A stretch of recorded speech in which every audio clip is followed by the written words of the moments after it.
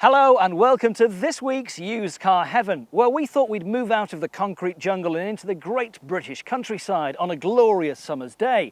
And we've got three fantastic cars for this week's lucky viewer to choose from. We'll meet her soon.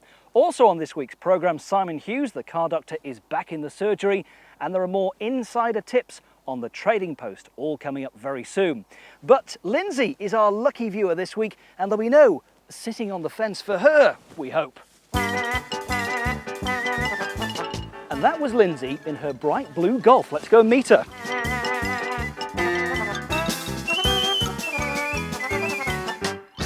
Okay, Lyndsey, I'm coming. Sorry about that. You were a bit quick for me going off into the distance there. Let you off. Nice to meet you. How are you? Yeah, fine, thank you. What do you do? What's your occupation? They call me a business development manager. I do media sales for Cosmopolitan magazine in the north. It's quite a high-pressure job. Well, yeah, targets. What about cars?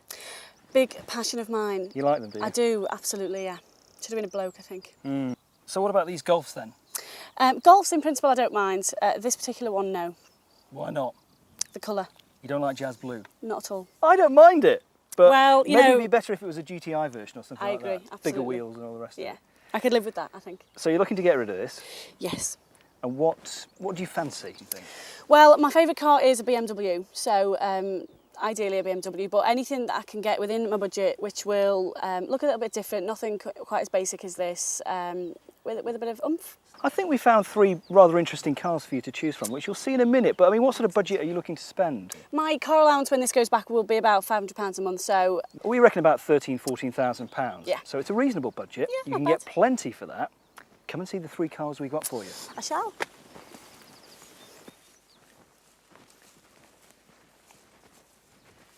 Right, Lyndsey, the three cars that we've chosen for you are, first of all, the Volkswagen Beetle. Okay. Funky, isn't it? Absolutely, yeah. I mean, it's a Golf underneath, so it would probably drive very similar to your Golf. Okay. But it's very different to look at. Absolutely, yeah, quite different. you And like not it? jazz blue. Yeah, first impressions, but I think I'd have to get in and feel what it's like. Yeah. I mean, obviously, it's a million miles away from the old VW Beetles. Yes. Just Which a I used to bit. love, actually, but yeah. Yeah. 2-litre engine. Oh, right, okay. I mean, they're fairly expensive when they're new, these cars. Yeah, I thought But there's so. about a £2,000 saving on this wire edge car. Oh, brilliant. So that's not too bad. Okay. Second car, Toyota's RAV4. Oh, okay. Now, the original RAV4 was kind of the ultimate sort of fashion trendy statement when it first came out, the one that sort of started off that trendy 4x4 movement. But I think with these, they've come on leaps and bounds with these latest ones. Okay. I'm not kind of usually a GP type car lover, but I'm swinging a bit more around to them, so this could be quite roomy. Yeah. It is roomy. Bags of room in there. Okay. Lots of shopping. And it looks smart as well, I think. Yeah. Stylish car. Silver, great colour. Good colour. Yes. And finally, BMW Z3. Yes. You said you like BMWs. I love them, but I've always thought of these as a pretend BMW, but I don't know. Plus the colour's awful. Yes, it's nasty, isn't it? Yes, very bad. I mean, they're expensive when they're new, these things. I mean, this would have been about £23,000. Right, okay. But S-Reg, 20,000 miles on the clock, 13 grand. Oh, not bad at all. 1.9 engine. So it's got a bit of poke there. Absolutely, yeah. Why don't you jump in? Give it a go. Go on, get yourself comfortable in there. Okay. Here's the keys for you. Thank you.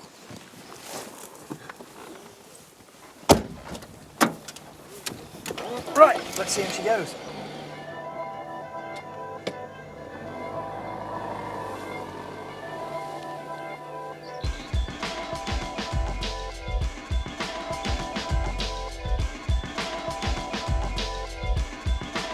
So Lyndsey, BMW Z3 1.9.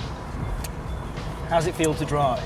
Well, it's got the right badge, like I say, but it's a little bit too small. It's a bit tight in here for me. It's very compact, isn't it? Yeah, I mean, it's comfortable at the same time, but just a bit not as roomy as I would like. I know what you mean. I mean, there's lots of sort of cubby holes and all bits and bobs, but you know, if you wanted to go on a long journey or things, space is at a premium in something like this, isn't it? Well, that's it. And I do a lot of miles, you know, in my job, and I'm up and down motorways, and this just be great for a weekend car. It is. If I could afford two cars, this would be great for Saturdays and Sundays, but to use every day, blasting up and down the motorways. It's a little bit too small for me. I know what you mean.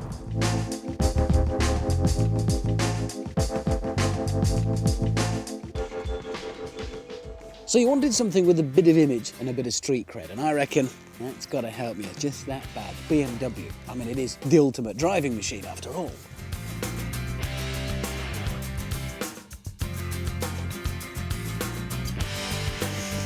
Well, it would be the ultimate driving machine, but it's the Z3. But just because motoring hacks the world over have condemned it as BMW's one big cocker, don't let that put you off. I mean, what do they know anyway? So let's get the bad stuff out of the way to start with, shall we? With the 3-litre straight six, it's fantastic, a real rocket. But you can only afford the 1.8, which is really a little bit disappointing. But hang on, what's it in competition with? In this class, it's the likes of Mazda's MX-5 or the Fiat Barchetta, and they're no rocket ships either. Where it really does suffer, though, is across here, scuttle shake. And no, that's not a 70s disco move. It's what you get in some cars with no roof. It's actually due to a lack of torsional rigidity, if you must know.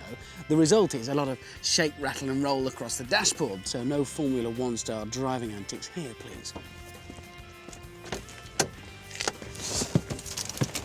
All of which, combined with the rather lacklustre interior, paints a rather bleak picture for the Z3, but don't let it put you off, because despite what some journalists have said, I've always thought it looks rather fast and funky to me. And alright, it may not be the sharpest drive on the block, but it's more to be bought for its wind in the hair attributes as a roadster.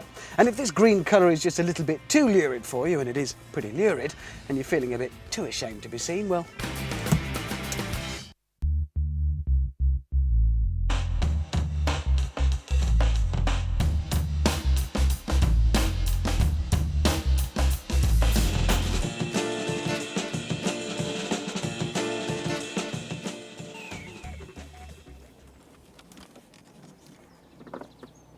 So there we are, Lyndsey, the BMW Z3. Yeah. You're a fan of BMs, but are you a fan of this? I have to say no. Right badge, wrong car. Too small, not good visibility, very plasticky, not at all my cup of tea. I think the Z3 is sort of style over substance, really, isn't it? Absolutely, yeah, definitely. It's a shame. It is. It would be nice to have a BMW, but not this particular one, I'm afraid. OK, well, you get a chance to drive the other two cars soon. Give us Great. your opinion on those. But first of all, let's head off to the surgery. And here's Simon Hughes, our car doctor.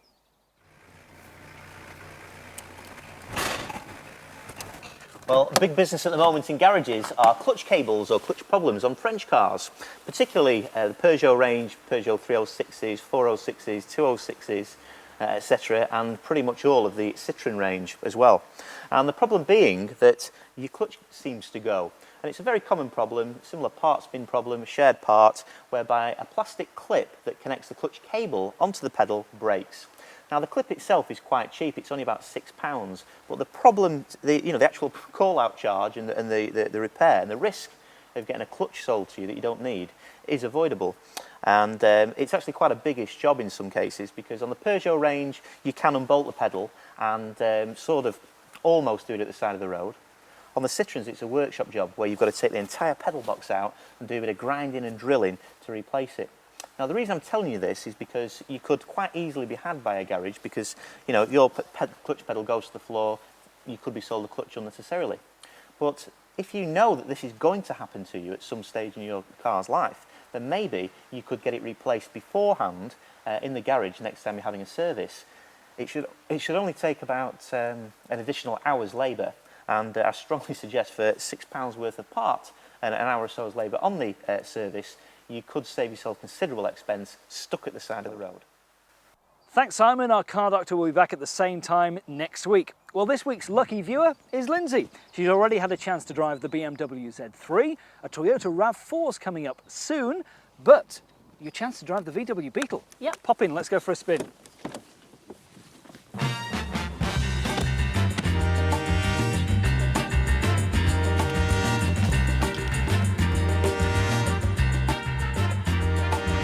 Now, the VW Beetle's been on the market in the UK for about 2 years now.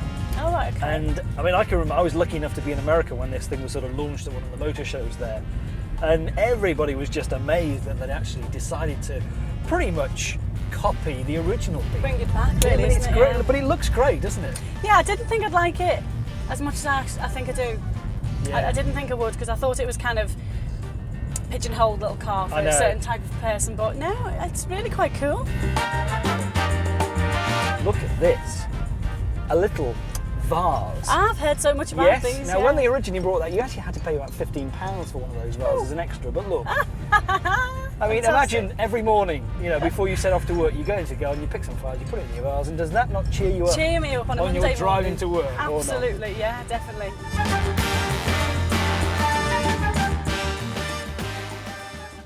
Well, Lyndsey, you wanted something a little bit different, and the new Beetle is certainly that. Of course, it's not so new now, it's been around for some years, but that actually is good news because it means there'll be loads of decent second-hand examples around.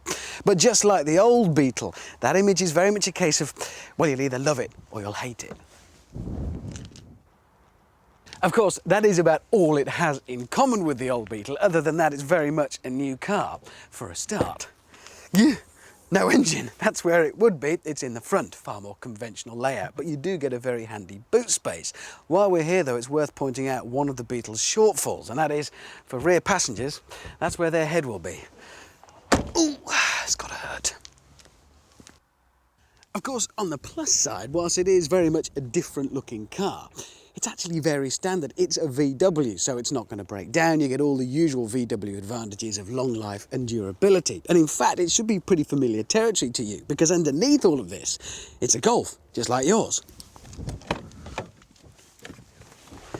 Mind you, you would be forgiven for failing to spot that either outside or inside. And inside it has been, well, either given the designer treatment or tarted up, depending upon your viewpoint. It certainly looks the part, though some people find it a little bit disconcerting with this huge gap between the dashboard and the front of the windscreen, almost like an MPV, but that's all to accommodate this VW Beetle look.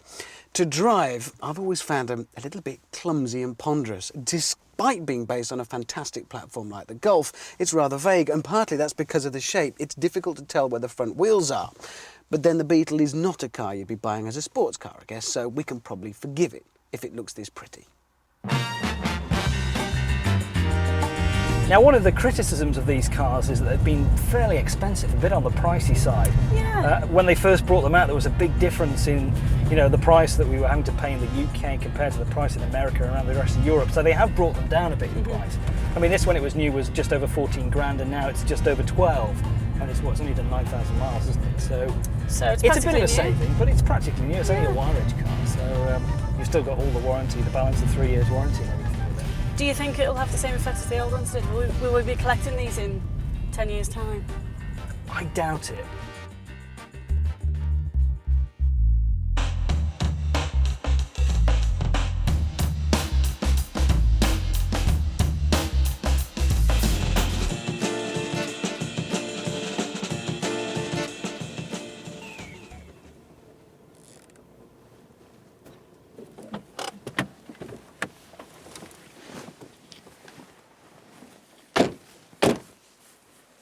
So there we are, Lyndsey. There's the VW Beetle. Yeah. What do you reckon? I surprised myself, but I really like it. It is. Yeah, I've been surprised by it as well, I have to say. Absolutely. Lots of room in it. Drives really nice, comfortable, and great value, yeah. I like it a 12 lot. grand. Yeah, smart. Definitely. Well, you'll get a chance to drive the RAV4 in part 2 of the programme. That's all to come here on Used Car Heaven.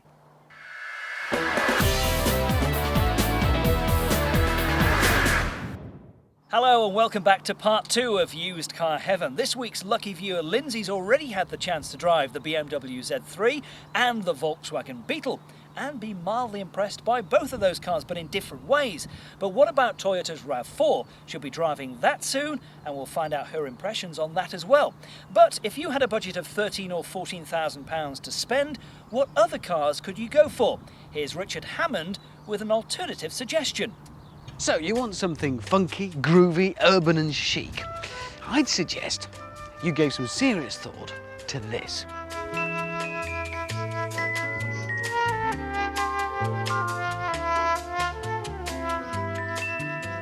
It's a Volvo. I know it's incredible, from the same people who build gargantuan load luggers for ferrying flat-pack furniture and dozens of kids for millions of miles up the motorway. But look at it, the C70 Coupe. It's gorgeous, sexy.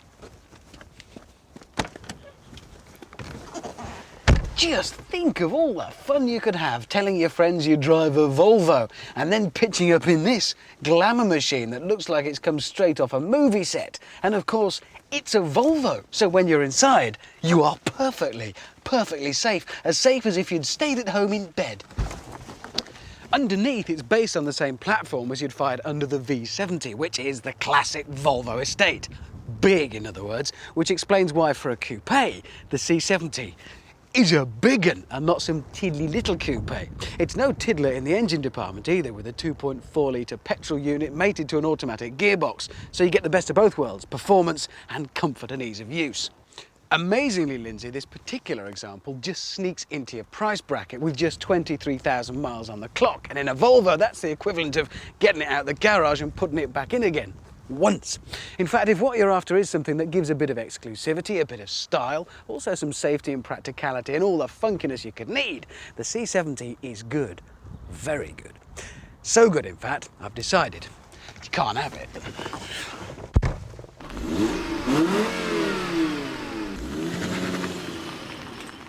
Well, thanks, Richard, for another good idea this week, but I suspect Lyndsey might be more tempted by one of the 3 cars that we've got on offer today, and the third of those is this, Toyota's RAV4. Let's see what she thinks.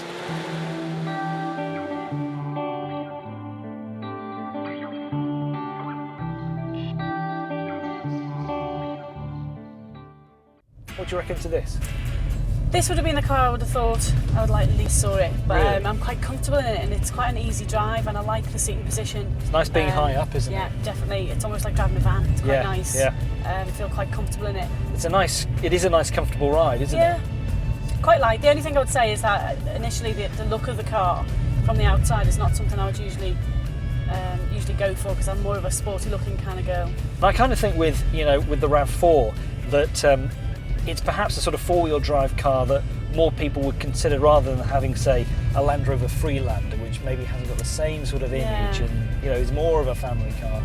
You might sort of see the RAV4 as being more in your sort of league and style. Definitely, if I was going to pick a 4-wheel drive or an off-road or something of that nature, then I would probably go for something more a bit like this than the Land Rover. Than a Freelander, yeah. Yeah, definitely.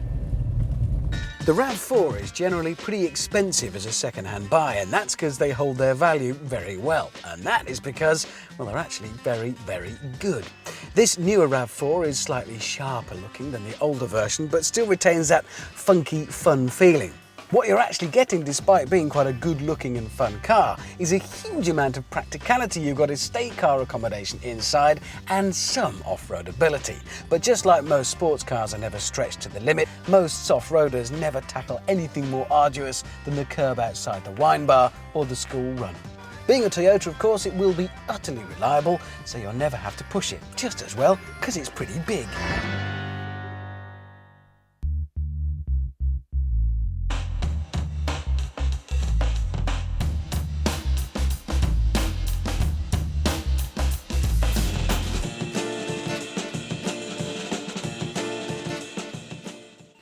So Lyndsey, it's got the off-road ability, but does it attract you enough, the Toyota RAV4? I don't think so. It's the right colour and it was comfortable, it was nice inside, but I just don't think it looks like the type of car I would choose. You want something a bit sportier? Yeah. Or something a bit different, maybe? Something a bit more different. It's quite normal, this car. What about the 3-door versions of these, the short wheelbase? Would you consider one of those? Yeah, I'd definitely consider looking at it, definitely. But this really is a bit too big for what you want, I guess. Bit too family-ish for me, yeah. Okay, well, you'll make your final decision soon, and I we'll will. get to know that as well. But first of all, let's head off to the trading post for some more insider tips. This week I'm going to be talking about the Jaguar S-Type, the British equivalent of the Mercedes E-Class or the BMW 5 Series. As with all these executive car saloons, depreciation has always been an issue. Not such a bad thing when you're buying a used car. This model came out around about 1999 and you can pick one of those up with a fairly low mileage for £16,000 to £18,000. 2000, 2001 model, £25,000, £26,000. If you look at the look of the car, Jaguar have gone for the classic look like the old Mark I, Mark II Jaguar. Now you may remember this look from a 1970s TV series called The Sweeney, when all the bad guys drove these types of cars. Build quality is very, very good, and most Jaguars come with a fully 3-year comprehensive warranty, so a 99 one would still have a little bit of warranty left on the car. Automatic gearbox is always a good option to go for. In my opinion, don't go for a manual. It's always very, very hard to sell. The interior of the car, if you are going to purchase one of these cars, buy one with leather, makes it easy to resell. and always check the trim quality. Nowadays Jaguar is associated with Ford, therefore the trim quality has suffered slightly. It's always good to check the trim quality. You may be able to use it as a chipping point off the vendor. So it's that all-important time of the programme. It's decision time for you, Lyndsey. Let's just quickly recap. You had the Golf. Yeah. You didn't like the colour of that. No. And you've got about 13 or 14 grand to spend on a new car. That's about right. And we came up with 3 very different cars for you. First one was the BMW Z3. Yeah. Now, apart from the colour, what about the rest of it? What about the way that it drove? I was all over disappointed with it. You're a fan of BMs as well. I know, but it didn't live up to its expectations really. It was too small inside. I didn't like the way it drove. Obviously the colour's really bad. I just didn't like it at all. Not worthy of its badge, maybe? Absolutely not, no. What about the Toyota RAV4? Very different. Yeah, that was one I thought I would least like, but I quite liked it. The colour was nice, the inside was nice, it was spacious, drove quite well, it was light, but it's just too family looking for me. You're not ready for that yet? No. Maybe in a few years' time. You never know. So that leaves this little baby, the Yes. VW Beetle. Very retro, very Indeed. funky, very smart. Yeah. Do you like this? Yeah, I do. I didn't think I would when I came, but I do. I really liked it. It was It's funky. funny how it grows on you, isn't it? Yeah, absolutely, definitely. Really good car. So if you were making a decision, you'd go for this, would you? This would be number 1, yeah. And what about that vase with flowers? That was going to cheer me up every day on the way It to would, work. wouldn't it? Well, we've got a Absolutely. special little treat for you Oh. because the other ones have withered away. But look, some fresh ones for you to take home because you love the Beetle so much. Cheers. Thanks very much for your time today. You're welcome. Thank And we'll you. see you at the same time next week here on Used Car Heaven.